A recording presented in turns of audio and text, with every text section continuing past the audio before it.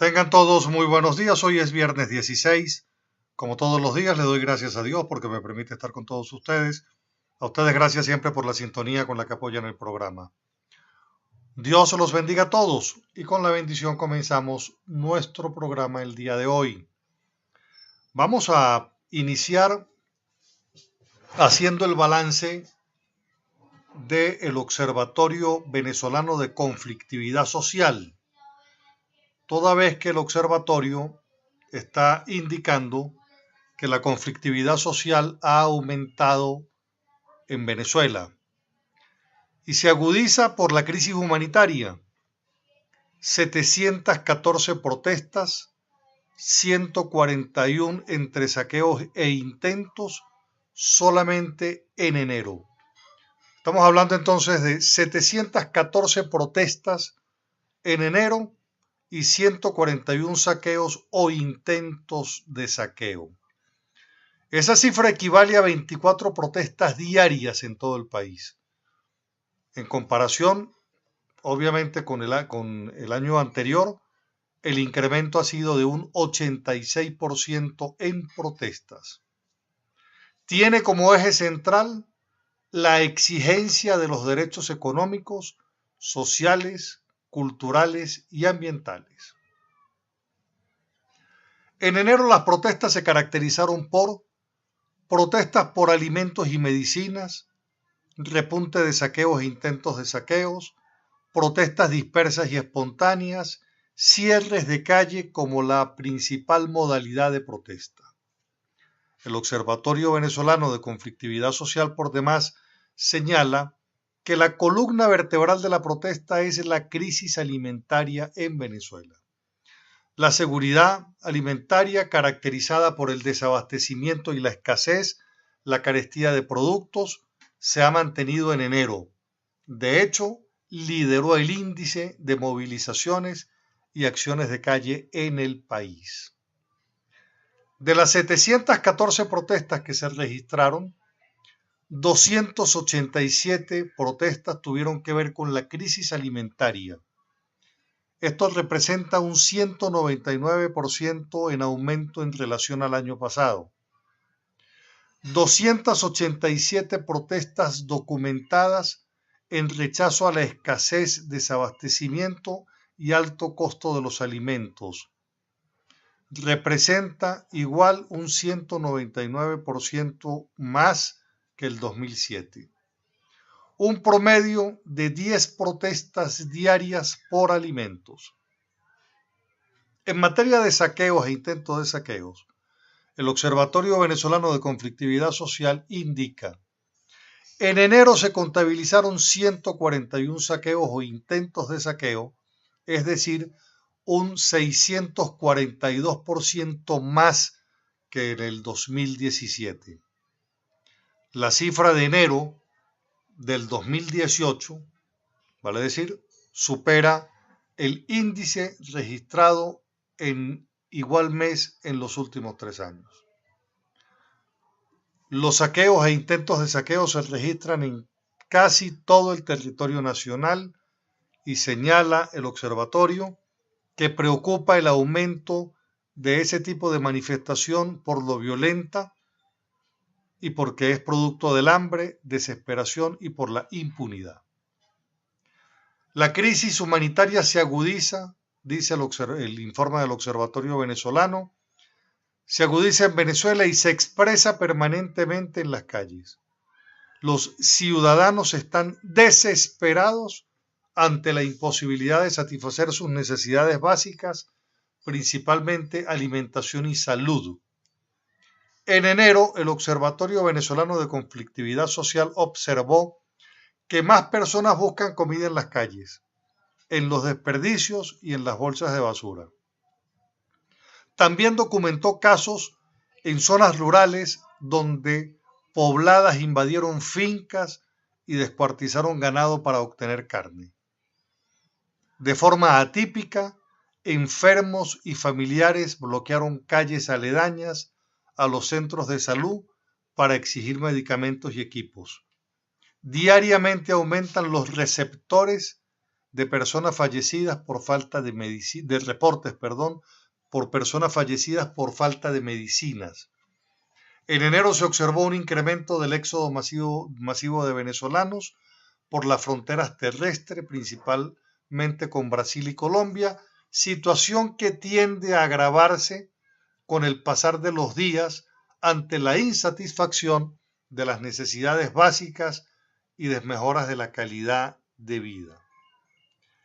Esto lo voy a conectar rápidamente también con la información que llega de Brasil, porque el gobierno de Brasil ayer lo anunció, la declaración de estado de emergencia social en el estado de Roraima para contener la llegada de los venezolanos que huyen de Venezuela y tienen por destino Brasil.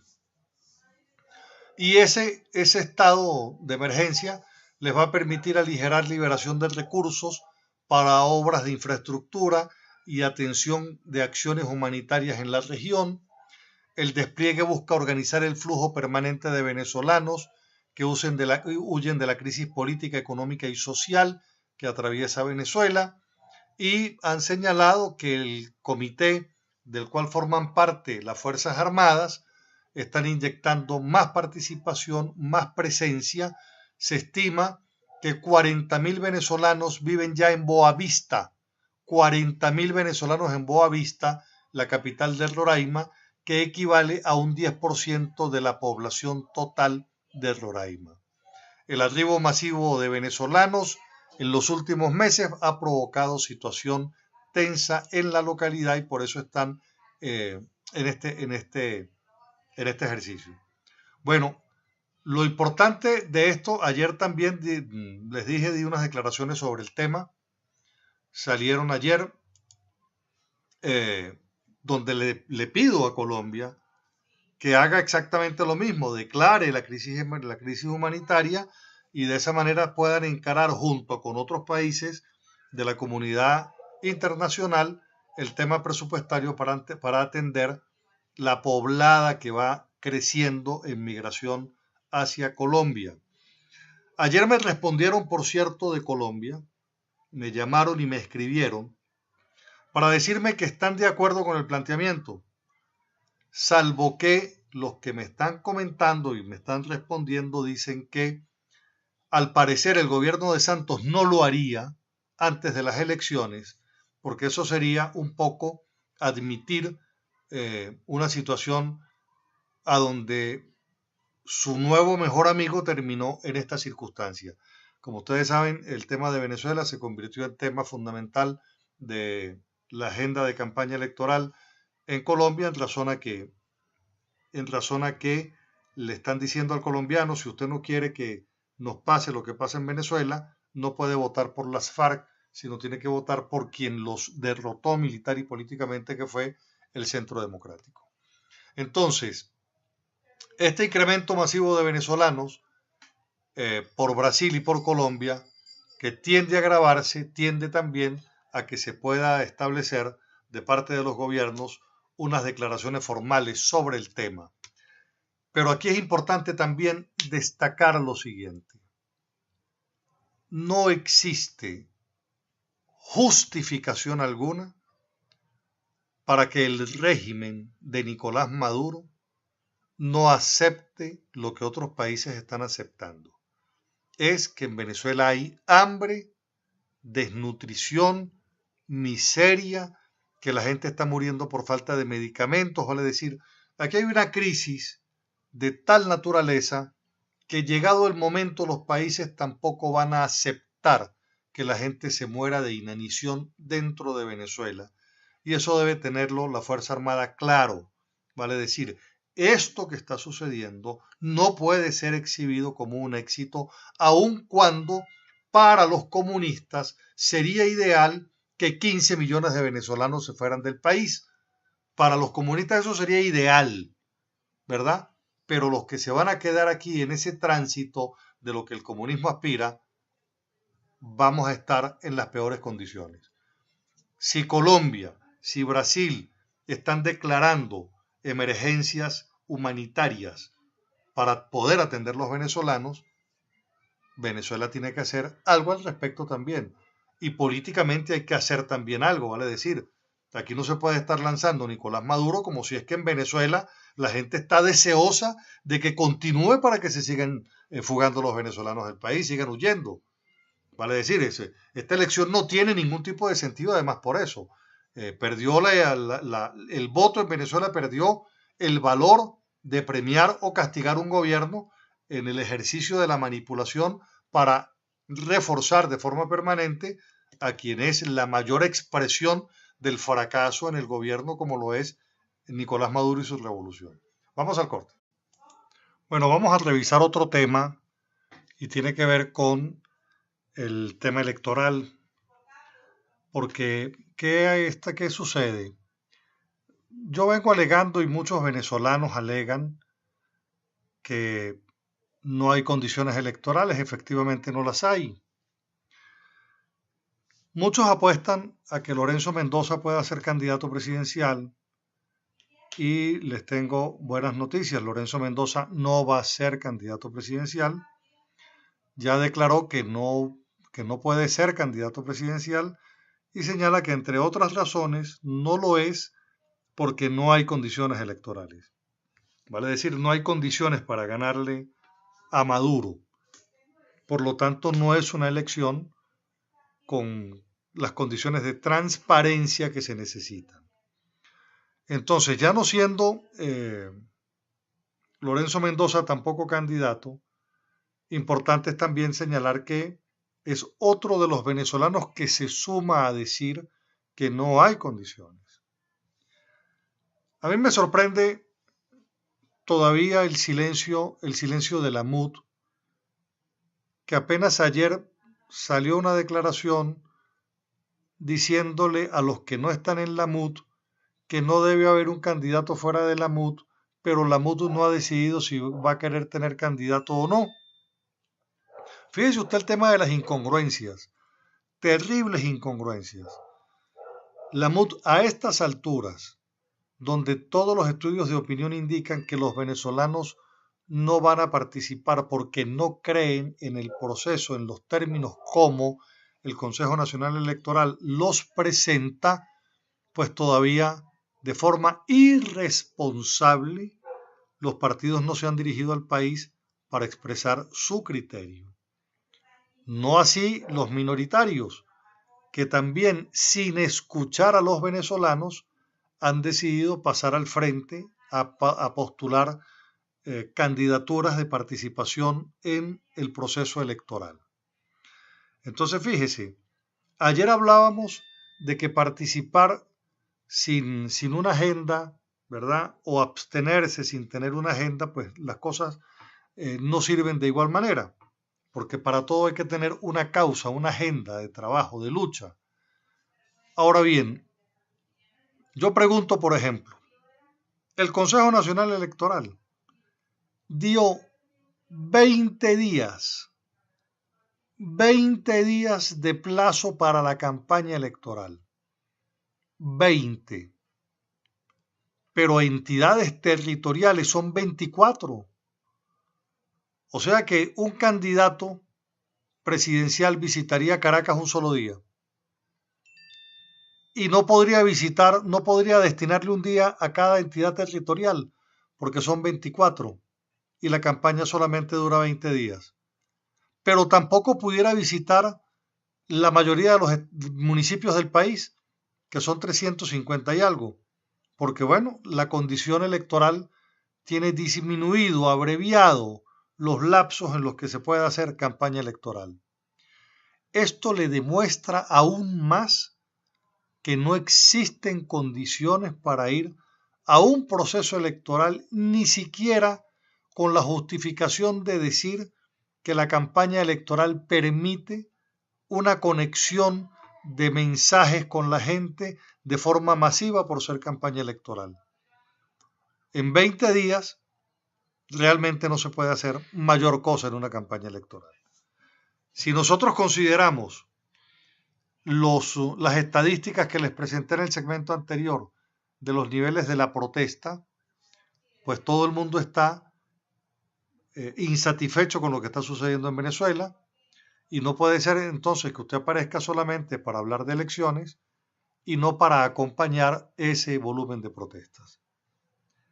Ayer, por ejemplo, se verificó en la Plaza de los Mangos de San Cristóbal la misa por el mes de todos los presos políticos y los caídos, en este caso con el grupo de Oscar Pérez. Una jornada de oración a la que lamentablemente no pude asistir por no encontrarme en condiciones de salud, pero a las que hay que sumarse. A todo tenemos que sumarnos, pero causas que tengan propósitos. Esta de las elecciones demuestra por demás que los partidos y al interior de los partidos están profundamente divididos en participar o en no participar. De verdad que entonces es lamentable lo que está sucediendo y esto hace que profundicemos la reflexión y las reflexiones tienen que ir ahora más profundamente sobre las organizaciones partidistas para que puedan dar vuelcos y se expresen realmente de forma democráticas y permitan, abran el compás de participación en la organización y en la toma de decisiones. De esa manera como la MUD le dice a los que no están en la MUD no debe haber candidato por fuera de la MUD, es una posición por demás hegemónica, que solamente pueden ser candidatos los que están en la MUD y no los que están por fuera. Igual eso le demuestra que no hay posibilidad de encuentro entre factores que se dicen ser de oposición, unos que ya están participando y otros que quieren participar pero todavía no han tomado la decisión. Bueno, estas son las cosas a las que tenemos que ponerle un parado. Y con esta demostración le estoy indicando que no hay posibilidades electorales serias y ciertas. Si no las hay, pues simplemente tenemos que sumarnos al coro de voces internacionales que piden el reconocimiento de que en Venezuela existe una crisis humanitaria, una crisis de hambre, una crisis de salud, que efectivamente la hay y los únicos que la niegan son precisamente los que están gobernando. Entonces,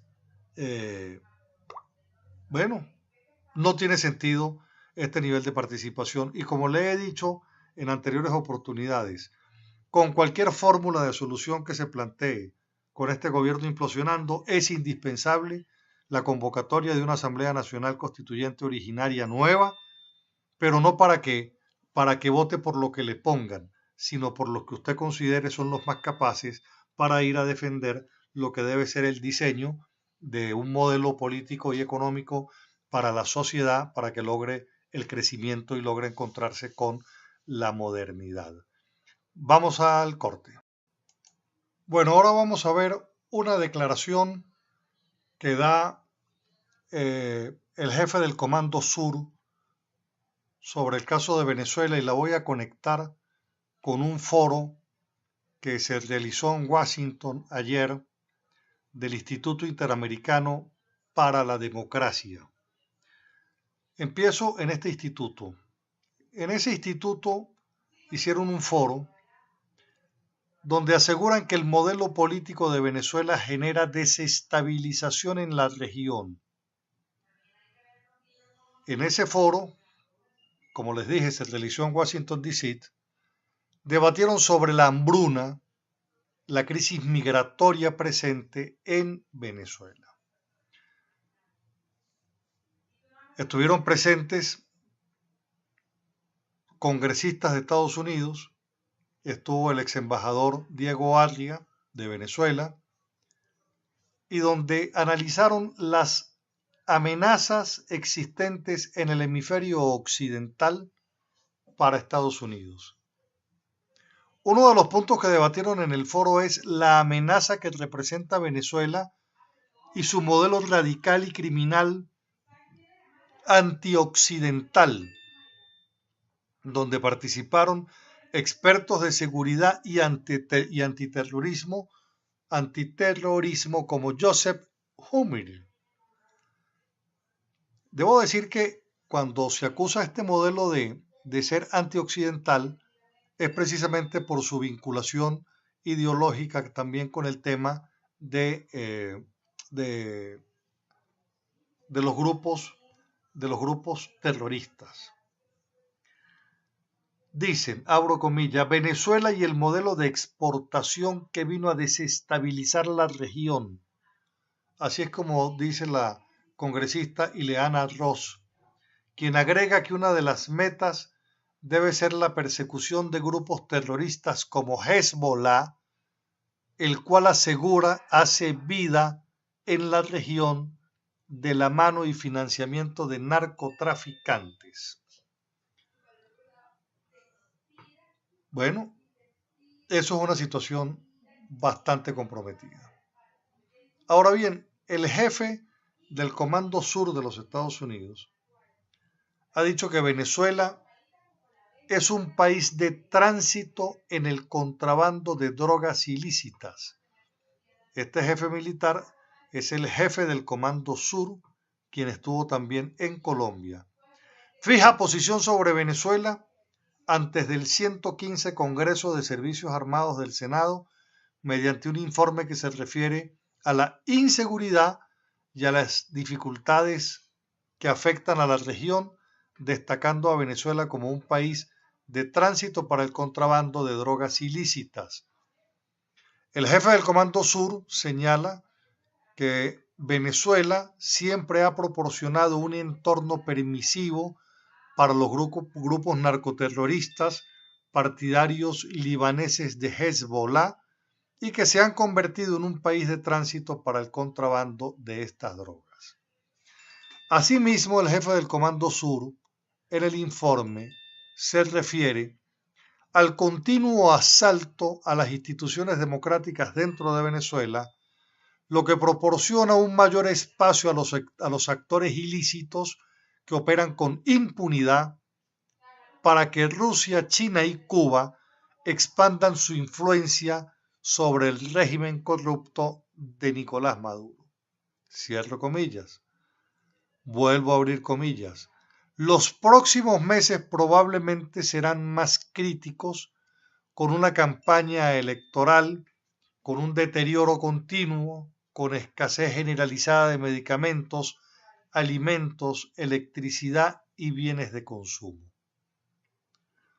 Cierro comillas. Por otra parte, la postura detalla que Venezuela forma parte de los desafíos a los intereses de Estados Unidos, igual que Cuba, nación a la cual se responsabiliza de ejercer la influencia negativa sobre Venezuela a través de su servicio de inteligencia dentro de la Fuerza Armada y en la Fuerza Armada, que desempeñan papel asesor clave en los roles de la formación de la política interna venezolana. Bueno, esto que está diciendo el jefe del Comando Sur, yo creo que todos sabemos que eso es exactamente así. Ahora bien, este es el tema de nosotros haber copiado una revolución que es contraria a la manera cultural como nosotros hemos nacido y crecido. Es una postura, esa postura libanés de Hezbollah, esos vínculos son contrarios al mundo occidental. Esas vinculaciones con Irán son contrarias al mundo occidental. Entonces, no es posible que un gobierno que llegó por la vía democrática acabe con la democracia, porque, insisto, democracia no son elecciones, para entonces imponer un modelo, y lo he insistido siempre, por el que nadie votó. Eso no tiene ningún tipo de sentido. Ahora bien, en las palabras finales debo decir que tenemos que empezar a encontrarnos en la unidad de las cosas para poder lograr nuevamente el músculo que como sociedad democrática y civil necesitamos. Para que no se nos vendan después recetas prefabricadas, hay que votar por emergencia, tenemos que hacer lo que dice fulano porque es de hoy para mañana. No. Aquí necesitamos cambios estructurales y los cambios estructurales, los cambios de modelos, hay que cambiarlos completo. Son 19 años de revolución montando el comunismo y solamente se logra el cambio borrando y empezando de nuevo. Es como agarrar una hoja y decir artículo primero de la Constitución. Y así empezamos a construir y así empezamos a dibujar una nueva sociedad a partir de un nuevo modelo político, económico y social. Dios los bendiga a todos. Nos encontramos el próximo lunes con el inmenso favor de Dios. Regáleme usted a mí también su bendición. Saben que los quiero mucho. Que tengan un excelente fin de semana. Muchísimas gracias.